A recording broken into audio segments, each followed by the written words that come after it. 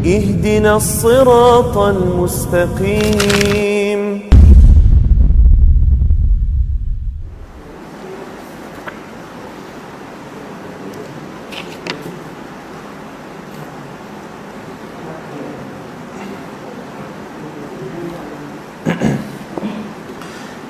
Bismillahirrahmanirrahim.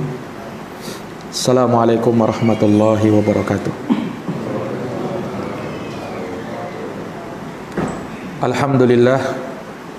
Alhamdulillahi rabbil alamin.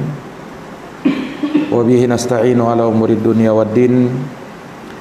Asyhadu an la ilaha illallah wahdahu la syarikalah. Wa asyhadu anna Muhammadan abduhu wa rasuluh. Sallallahu alaihi wa ala alihi wa sahbihi wa man tabi'ahum bi ihsanin ila yaumiddin wa sallama tasliman katsira amma ba'd. Allahumma la ilma lana illa ma 'allamtana innaka antal alimul hakim. Allahumma 'allimna ma yanfa'una wanfa'na bima 'allamtana wa zidna ilma ya karim. Al-ikhwa wal akhwat a'azani Allah wa iyyakum. Alhamdulillah, pada malam hari yang berbahagia ini kembali dengan taufik dari Allah Subhanahu wa taala kita dapat melanjutkan pembahasan dari kitab Akhtaul Musallin, koreksi kesalahan dan kekeliruan di dalam salat, di mana kita masih dalam pembahasan kesalahan di dalam sujud. Di sini akan kita sebutkan beberapa perkara lain terkait dengan kesalahan yang terkadang terjadi pada saat kita sujud. Iya. Di sini disebutkan oleh Syekh hafizahullahu taala qiraatul Quran fi sujud. Di antara kesalahan yang terjadi adalah membaca Al-Qur'an pada saat sujud. Ini adalah kekeliruan. Pada saat sujud tidak boleh membaca Al-Qur'an. Demikian pula pada saat ruku tidak boleh membaca Al-Qur'an. Iya.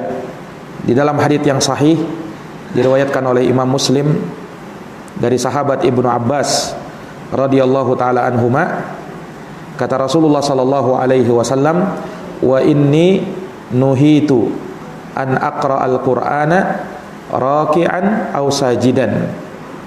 Dan sesungguhnya aku dilarang untuk membaca Al-Quran pada saat ruku dan sujud. Sesungguhnya aku dilarang membaca Al-Quran di saat ruku dan sujud.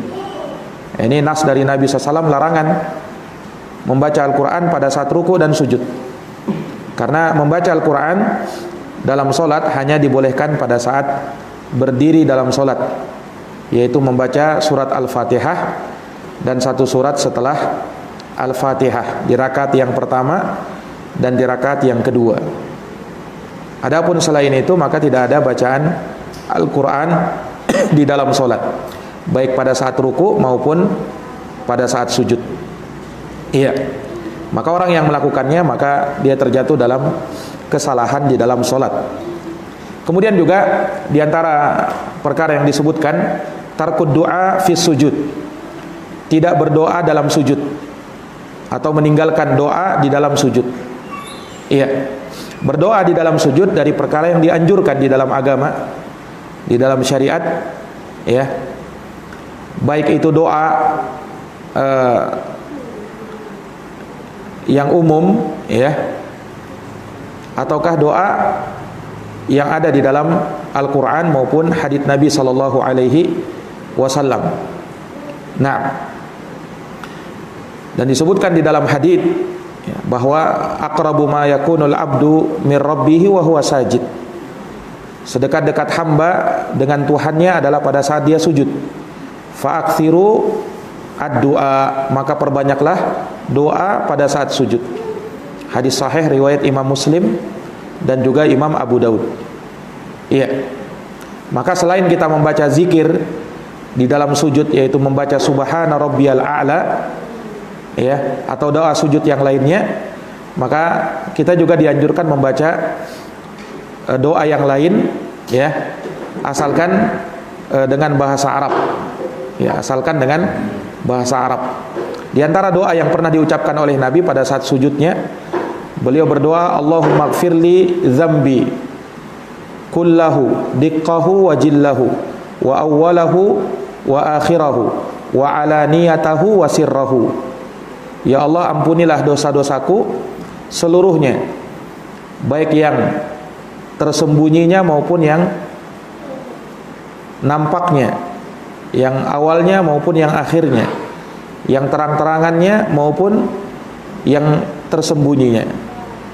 Nah, dan juga disebutkan dari hadits Ali bin Abi Thalib bahwa Nabi sallallahu alaihi wasallam ketika sujud beliau membaca Allahumma laka sajadtu wa bika amantu wa laka aslamtu sajada wajhi lilladzi khalaqahu. Nah, ini juga doa yang dibaca oleh Nabi sallallahu alaihi wasallam. Ya Allah,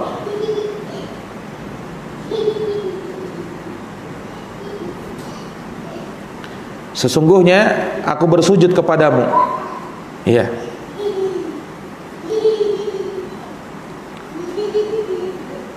Dan aku beriman kepadamu, aku berislam kepadamu, wajahku sujud ya, kepada yang menciptakannya, wa sawwarahu wa syaqqa sam'ahu wa basarahu tabarakallahu ahsanal khaliqin. Intinya Nabi sallallahu alaihi wasallam terkadang berdoa di dalam sujudnya. Iya, baik itu di sujud pertamanya ataukah di sujud keduanya. Baik itu di sujud di rakaat pertama, rakaat kedua, rakaat ketiga atau di rakaat yang terakhir. Nabi memperbanyak doa di saat sujud. Iya. Maka dari perkara yang dianjurkan ketika seseorang berdoa di dalam sujudnya, sebab berdoa tatkala itu adalah mustajab. Nah, kemudian juga dari kesalahan yang disebutkan di sini, italatus sajadah as-saniyah minar raqatil akhirah. Termasuk dari kesalahan yang sering terjadi di dalam solat, yaitu memanjangkan sujud yang kedua di rakaat yang terakhir. Memanjangkan sujud yang kedua di rakaat yang terakhir. Terkadang kita dapati ya, ada sebagian imam ketika di rakaat terakhir di sujud yang kedua dia agak lama di situ. Berbeda dengan sujudnya yang pertama atau di sujudnya di rakaat sebelum-sebelumnya. Dia perpanjang di situ. Nah, ini termasuk kekeliruan. Iya, dan menyelisihi petunjuknya Nabi sallallahu alaihi wasallam. Kenapa? Karena Nabi sallallahu alaihi wasallam itu menjadikan antara sujud ya sama seperti rukunya. Beliau tidak membedakan antara keduanya di dalam panjang pendeknya. Nah, sehingga tidak ada pengkhususan sujud yang terakhir agak dilamakan. Dan ini menyelisihi sunnah. Harusnya sama seperti sujud-sujud sebelumnya. Ya, hanya saja sebagian orang melakukan hal tersebut dengan alasan dia berdoa. Nah, berdoa di sujud yang terakhir. Ini pun kekeliruan. Ya, sebab kalau dia mengkhususkan seperti itu dan terus-menerus melakukan di sujud yang terakhir, ini tidak ada dalilnya. Iya. Karena Nabi sallallahu alaihi wasallam berdoa di dalam sujud itu di semua sujud. Tidak ada riwayat yang menyebutkan Nabi berdoa di sujud yang terakhir. Iya. Nabi berdoa di sujud yang terakhir, tidak ada. Nah, sehingga termasuk kekeliruan pada sebagian imam terkadang tatkala mereka mengkhususkan sujud yang terakhir dengan doa ya atau memperlama sujud di situ. Nah, ini dari perkara yang disebutkan ya terkait dengan kesalahan di dalam sujud. Kemudian juga terakhir beliau bahas di sini terkait dengan pembahasan sujud sahwi. Ya, terkait dengan pembahasan sujud sahwi. Apa itu sujud sahwi? Ya, sujud sahwi adalah sujud yang dilakukan karena sahu. Ya.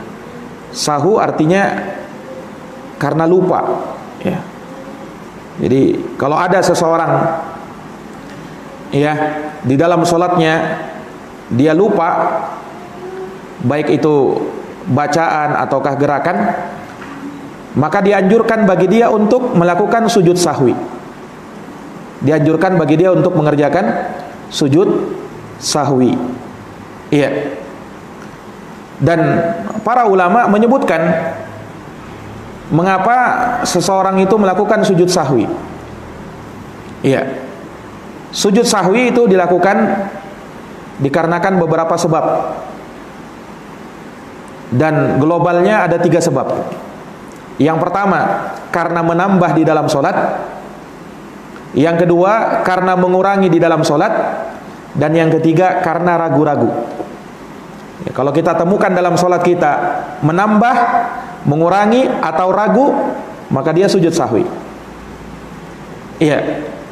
Nah, terkait dengan menambah dan mengurangi ini, kalau dia lakukan dengan sengaja, ada orang menambah di dalam sholat, sengaja dia lakukan.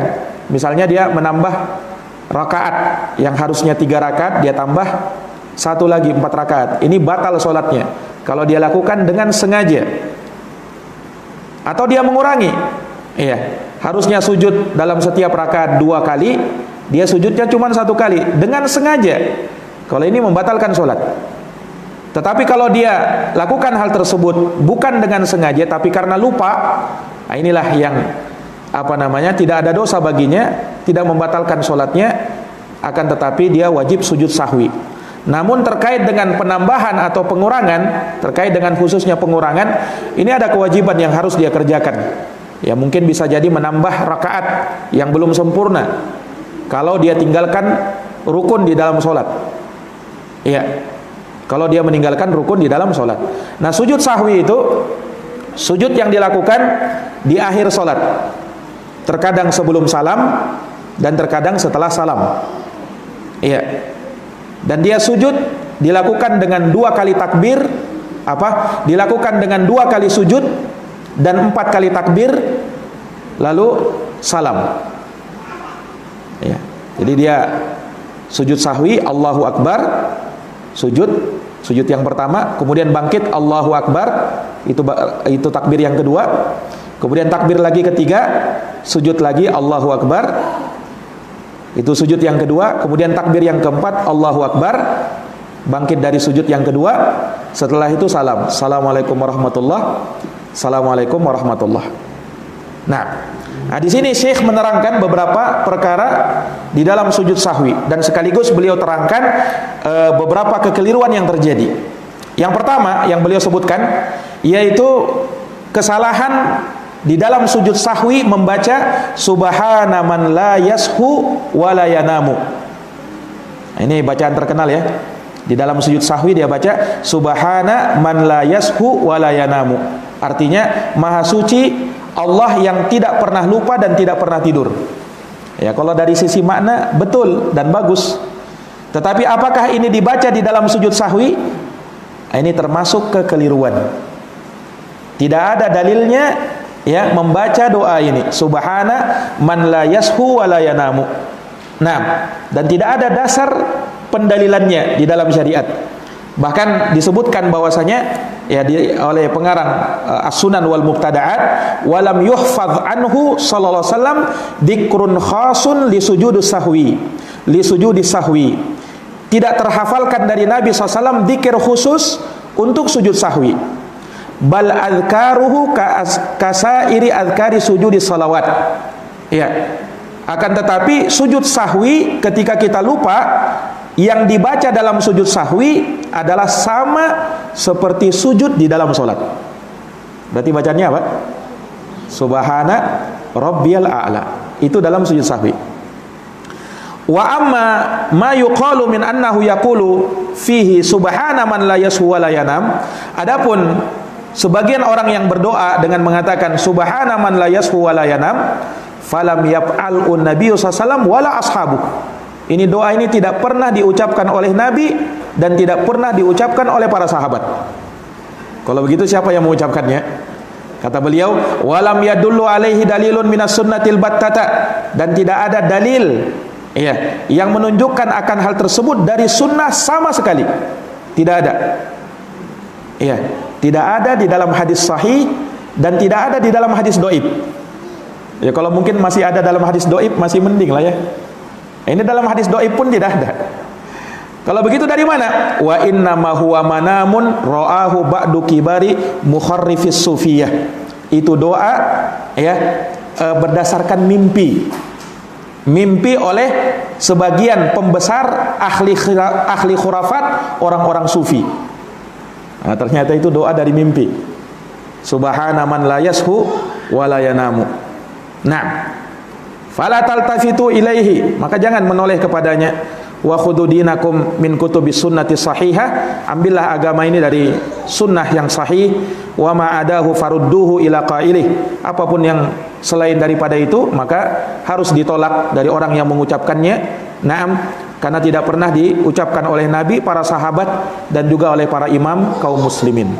Nah, sehingga dari sini yang benar bahwa seseorang di dalam sujud sahwi ya, yang dia baca dalam sujud sahwi adalah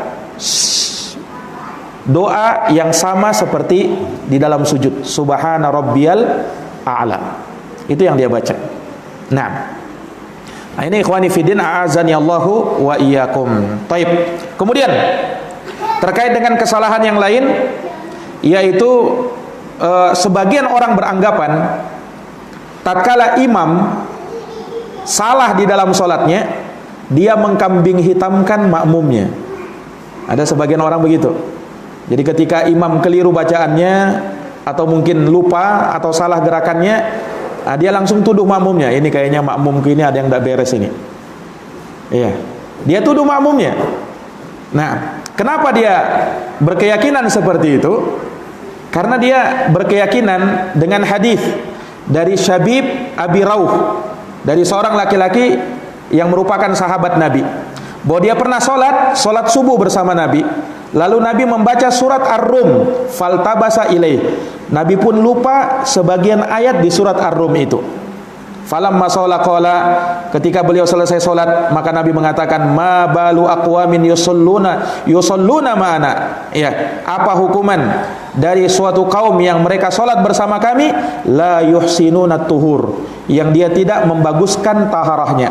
Fa inna ma yulbasu alainal Qur'an ulaika, karena sesungguhnya yalbasu alainal Qur'an ulaika, yang membuat aku lupa dari bacaan Qur'anku adalah mereka ini, yang tidak bersih atau tidak sempurna taharahnya, wudunya di dalam sholat. Ini dasar mereka. Hadis ini yang menjadikan mereka mengkambing hitamkan makmum ketika imam salah. Akan tetapi al-haditsu dhaif, hadis yang tadi kita dengarkan itu lemah. Fihi Syabib wa huwa Ibnu Nuaim, karena di dalam sanadnya ada seorang rawi yang bernama Syabib, yaitu Abu Nuaim ya, dan dikatakan Abu Rauh, kunyahnya Abu Rauh Al-Himsi, dan dia sebagaimana kata Imam Ibnul Qattan ya, pakar hadis, la tu'raf adalatuhu, orang ini tidak dikenal keadalahannya ya. Wa fihi illatun ukhra, dan ada cacat yang lain dalam hadis tersebut, dan juga menyelisihi ayat.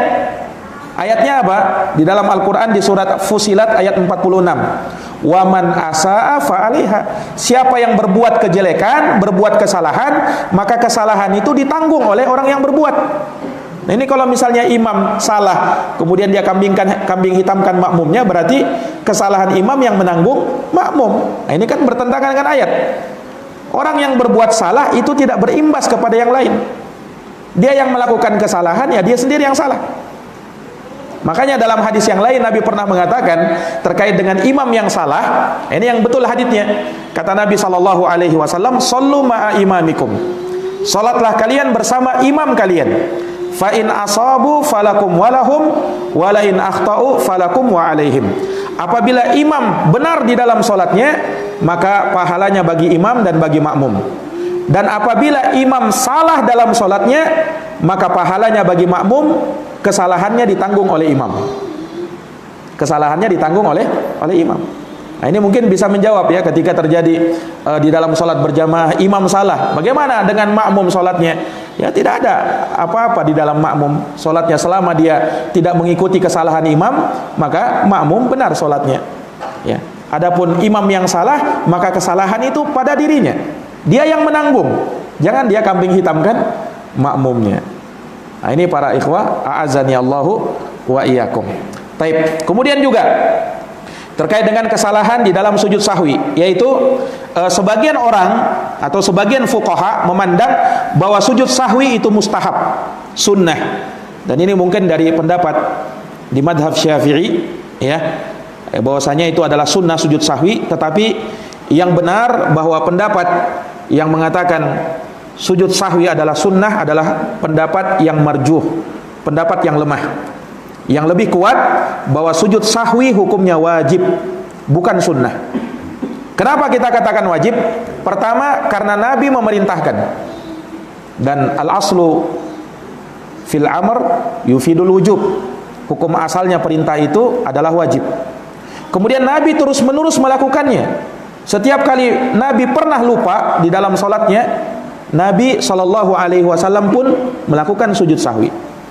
Nah, jadi ikhwani fiddin azani Allahu ayyakum, ada ya di dalam beberapa dan sejumlah hadis Nabi SAW ketika sholat beliau lupa. Dan ini menunjukkan bahwa beliau SAW adalah manusia biasa.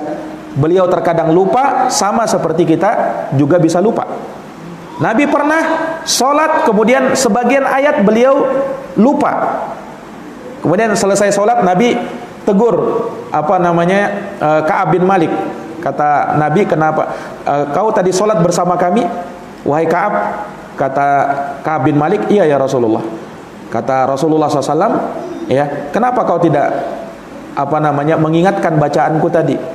Nah, yang menunjukkan Nabi juga bisa lupa, sebagaimana manusia bisa lupa. Dan juga dalam hadis, ya, Dzul Yadain itu ketika Nabi SAW sholat zuhur 2 rakaat saja. Nah, Nabi sholat zuhur 2 rakaat. Kemudian setelah itu salam. Padahal sholat zuhur kan 4 rakaat. Dan ini bukan dalam posisi safar. Kalau mau dikatakan mengqashar sholat, enggak. Nabi dalam posisi mukim. Nabi sholat 2 rakaat kemudian salam. Kemudian ketika itu para sahabat pun terdiam, tidak ada yang berani menegur Nabi. Dan di situ ada Abu Bakar dan Umar. Mereka sungkan menegur Nabi. Kemudian ada seorang yang digelari dengan Dzul Yadain. Kemudian berkata kepada Nabi, "Ya Rasulullah, aku siratis shalah am nasita?" Ya Rasulullah, apakah salat zuhur sudah diringkas atau engkau lupa ya Rasulullah? Kata Rasulullah SAW, "Lam tuqsar wa lam ansa." Salat tidak diringkas dan aku tidak lupa. Kata Nabi SAW. Maka kata Dzul Yadain, "Bal ansa ya Rasulullah." Kalau begitu engkau lupa ya Rasulullah. Engkau tadi salat zuhur cuma 2 rakaat. Maka Nabi memastikan kepada sahabat yang lain, "Akama qala Dzul Yadain?" Apakah benar seperti yang dikatakan oleh si Dzul Yadain ini? Kata sahabat yang lain, "Betul ya Rasulullah. Engkau tadi salat zuhur cuma 2 rakaat." Maka apa yang dilakukan oleh Nabi? Nabi menambah 2 rakaat lagi. Setelahnya itu Nabi sujud sahwi. Nah, jadi Nabi bisa lupa juga, ya kan? Tetapi lupanya Nabi SAW itu menjadikan adanya satu syariat, ya kan? Apa itu? Sujud sahwi. Andaikan Nabi tidak pernah lupa, ya kan? Tidak ada syariat sujud sahwi kalau begitu.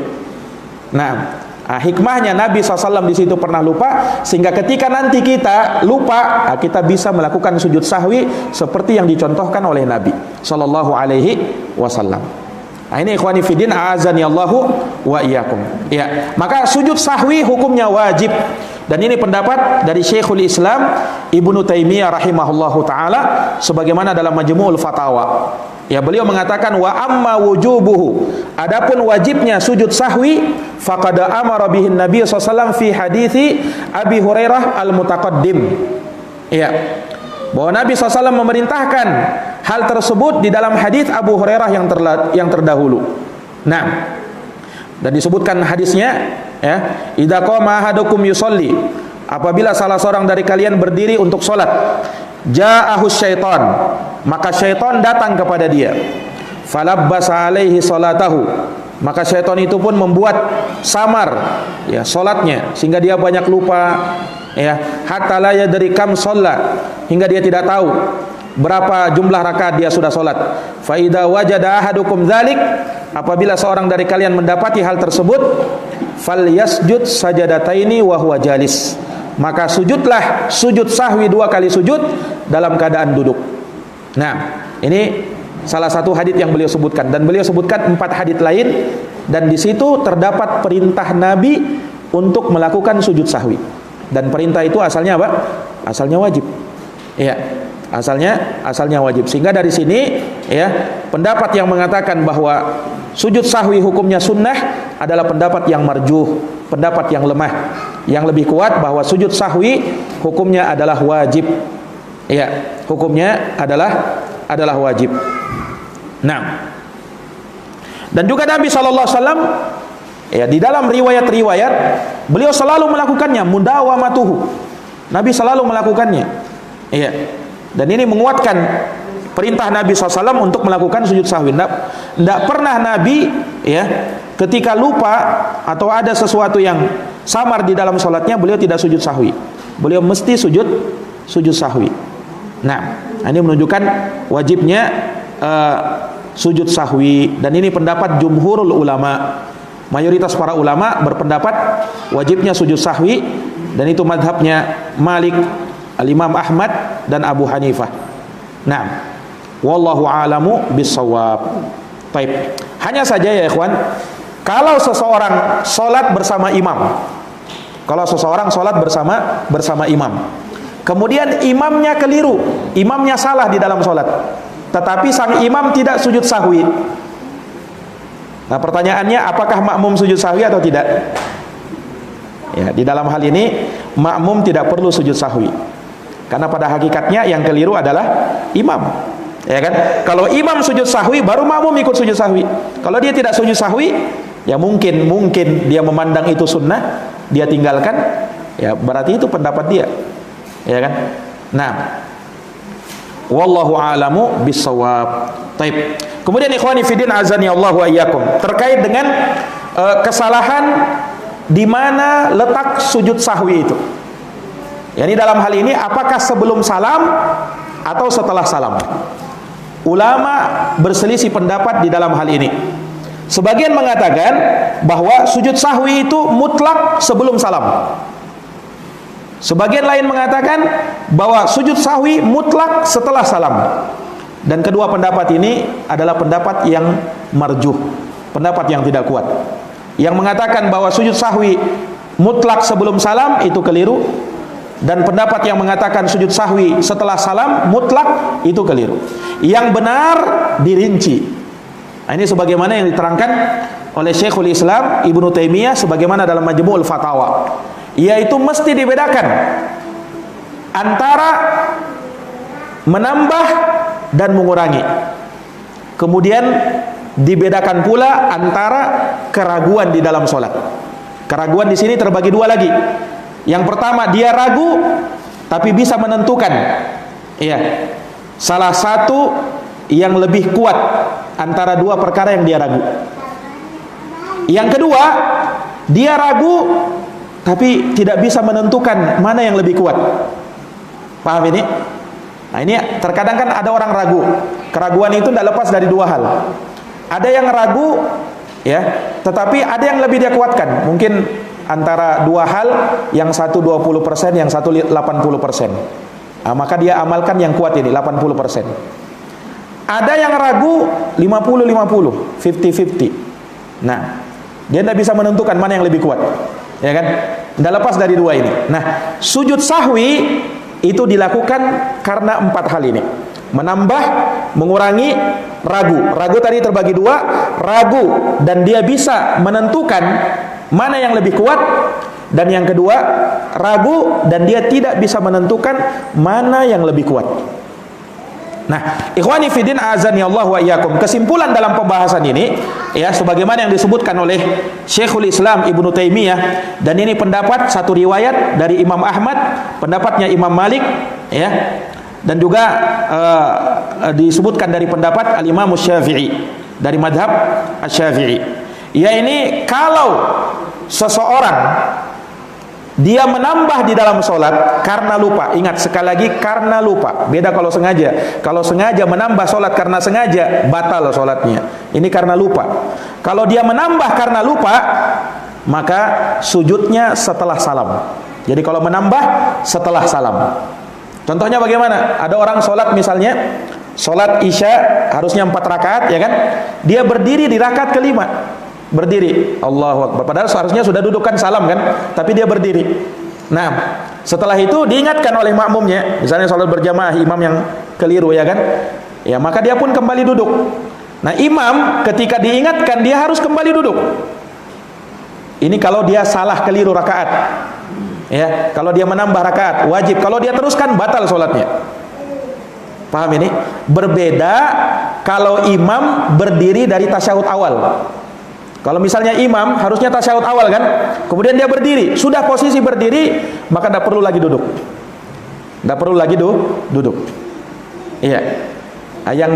Yang dia wajib untuk duduk kalau nanti dia apa? Menambah rakaat. Nah, kan harusnya 4 rakaat kan sholat isya. Kalau dia teruskan sholatnya berarti dia sholat 5 rakaat. Dan orang yang sholat 5 rakaat batal sholatnya. Ya kan? Nah, ini ikhwani fiddin a'azani Allahu wa iyyakum.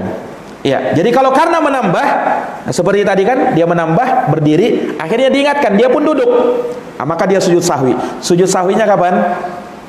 Setelah salam. Sujud sahwinya setelah salam. Tetapi kalau karena mengurangi, ya, kalau karena mengurangi, nah maka sujudnya nanti sebelum salam. Sujudnya nanti apa? Sebelum salam.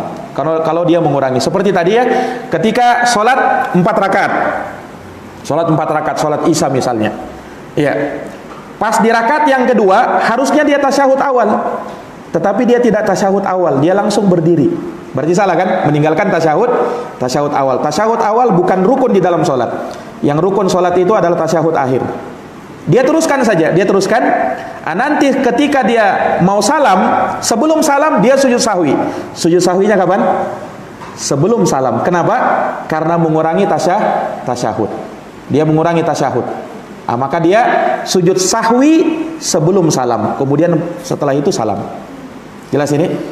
Nah, kalau misalnya dia menambahnya menambah salam. Misalnya ya, ada orang yang sholat ya tadi 4 rakaat. Ya seperti Nabi SAW ya, yang sholat zuhur beliau cuma 2 rakaat. Beliau cuma 2 rakaat. Kemudian salam.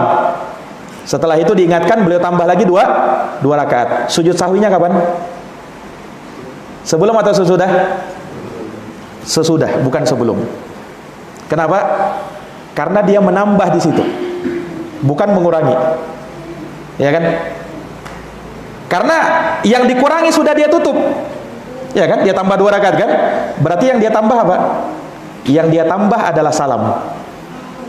Harusnya salamnya kapan? Terakhir kan? Dia sudah menambah salam di rakaat yang kedua tadi. Harusnya belum waktunya salam itu. Dia sudah salam. Assalamualaikum warahmatullah. Assalamualaikum warahmatullah. Ini penambahan. Paham ini? Bukan pengurangan, sebab dia sudah sempurnakan. Dia kan wajib menyempurnakan. Berarti dia tambah 2 rakaat, sempurna sudah. Berarti yang tersisa apa? Penambahan tadi. Dia menambah salam. Berarti sujud sahwinya setelah salam. Makanya Nabi SAW ketika beliau tadi lupa, beliau salam sholat zuhur 2 rakaat. Assalamualaikum warahmatullah, assalamualaikum warahmatullah. Diingatkan, kemudian Nabi tambah 2 rakaat. Nabi sujud sahwinya setelah salam, bukan sebelum salam. Karena di situ penambahan, menambah salam. Paham ini? Nah, ini ikhwani fiddin a'azani Allahu wa iyyakum. Taib. Kemudian kalau menambah berarti sujud sahwinya setelah salam. Kalau mengurangi sujud sahwinya sebelum salam. Nah, sekarang kalau ragu. Ragu tadi ada berapa? Ragu ada 2. Ragu dan dia punya pilihan. Dia bisa memilih mana yang kuat. Dia tahu mana yang lebih kuat. Ragu memang, tetapi ada yang dia kuatkan. Paham? Yang kedua, dia ragu, tidak ada yang dia kuatkan. Betul-betul blank, tidak tahu yang mana itu. Nah, ini dibedakan para ulama rahimahumullahu taala. Kalau dia ragu dan dia bisa menentukan mana yang lebih kuat, maka sujud sahwinya setelah salam. Paham? Sujud sahwinya setelah salam. Misalnya dia ragu kan, ini berapa tadi ini? Dia ada yang dia kuatkan. Ada yang dia kuatkan. Saya kuatkan ini. Ya kan? Maka sujud sahwinya kapan? Setelah salam. Tetapi kalau dia ragu dan blank, tidak ada yang dia kuatkan, maka sujud sahwinya kapan? Sebelum salam. Ini kesimpulan di mana letak sujud sahwi itu. Sudah dipahami? Ya. Kalau tadi menambah, kapan sujud sahwinya? Setelah salam. Kalau mengurangi, sebelum salam. Kalau ragu dan ada yang dikuatkan, kapan? Setelah salam. Kalau ragu tidak ada yang dikuatkan, maka kapan? Sebelum salam. Orang yang sujud sahwi entah karena lupa, menambah atau mengurangi, tidak keluar dari apa yang tadi kita sebutkan. Lihat saja, kalau misalnya kita lupa di dalam sholat atau menambah, mengurangi, tidak akan keluar dari situ. Nah, jadi kalau bisa dipahami yang tadi kita sebutkan, maka sudah paham di mana letak sujud sahwi. Ini kan yang paling sering ditanyakan terkait dengan sujud sahwi, ya, karena lupa, menambah atau mengurangi, di mana letaknya sebelum atau sesudah salam. Dan itu pendapat dari Syekhul Islam Ibnu Taimiyah, dan juga satu riwayat dari Imam Ahmad, pendapat Imam Malik, dan juga diriwayatkan dari Imam Asy-Syafi'i rahimahullahu taala, atau pendapat madhab Syafi'iyah. Baik. Ini ikhwani fiddin, a'azani Allahu wa iyyakum.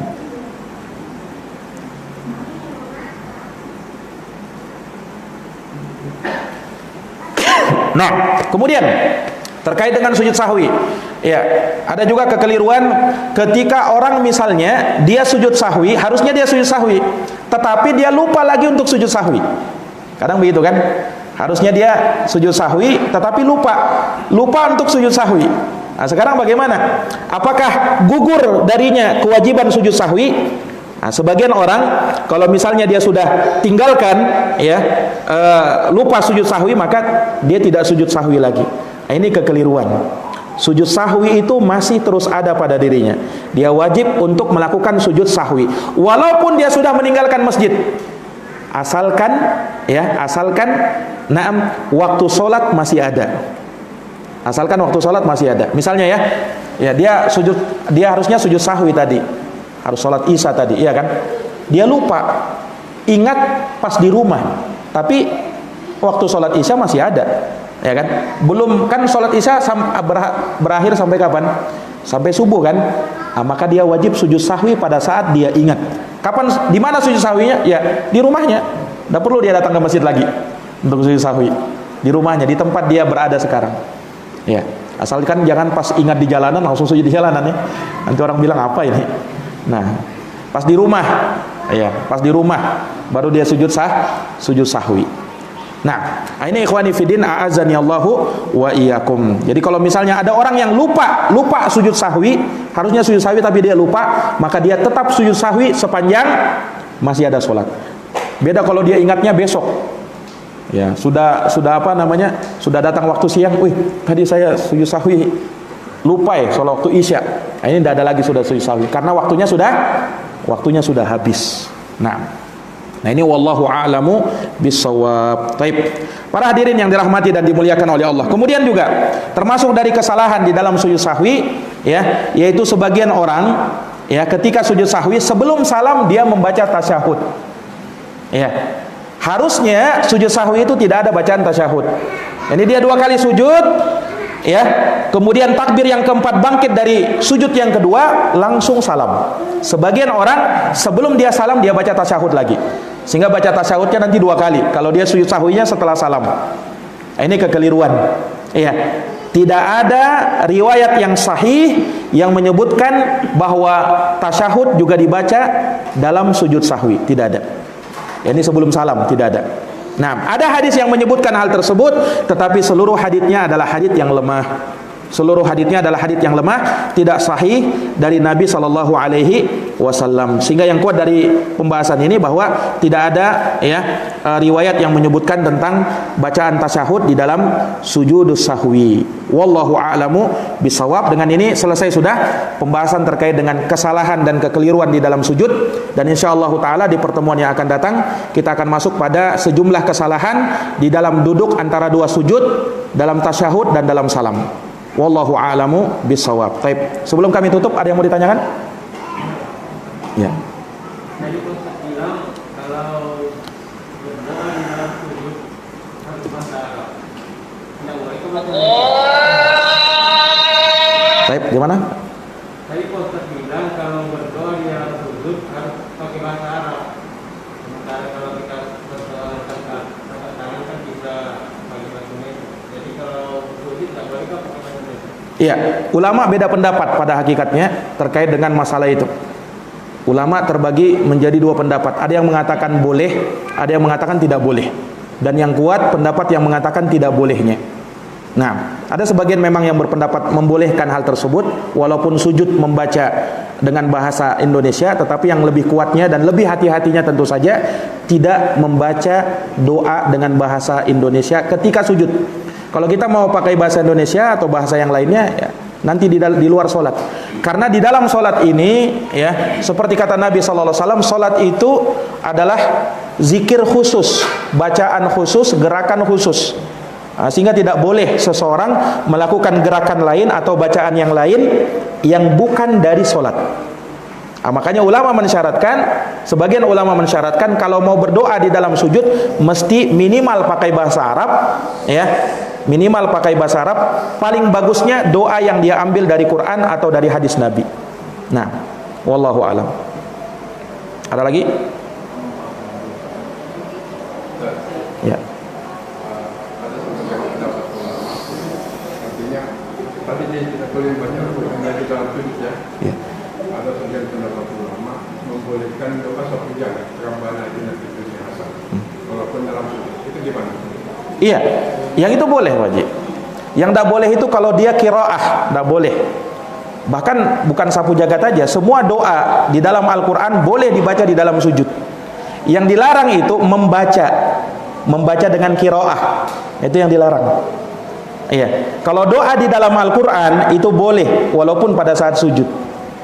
Jadi yang dilarang dalam hadis Nabi SAW melarang membaca di dalam sujud itu membaca dengan qiraah, dengan tartil.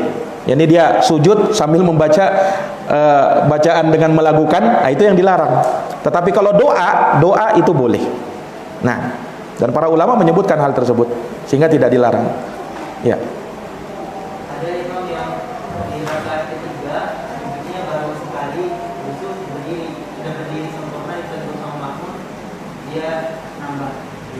Iya, harusnya memang begitu. Karena ketika dia lupa sujud itu rukun sholat. Sujud itu rukun sholat. Ketika dia lupa, dia sujudnya sekali aja kan? Harusnya 2 kali. Dia harus menambah. Tapi kalau diingatkan pada saat sholat, maka dia wajib kembali pada posisi sujud yang kedua itu. Ya, misalnya dia berdiri kan, kemudian dia diingatkan, maka dia harus turun sujud yang kedua.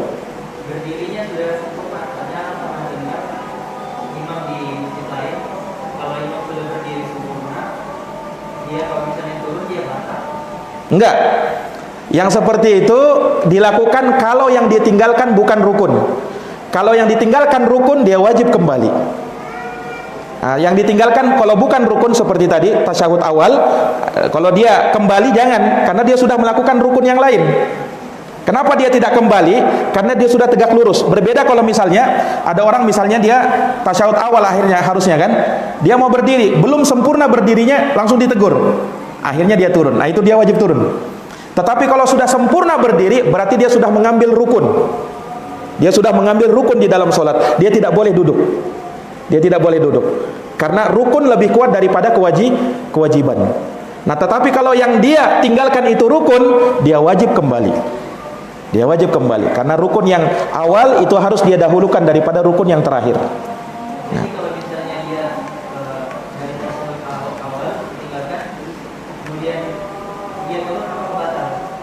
Nah, ya yang seperti itu kalau dia turun padahal dia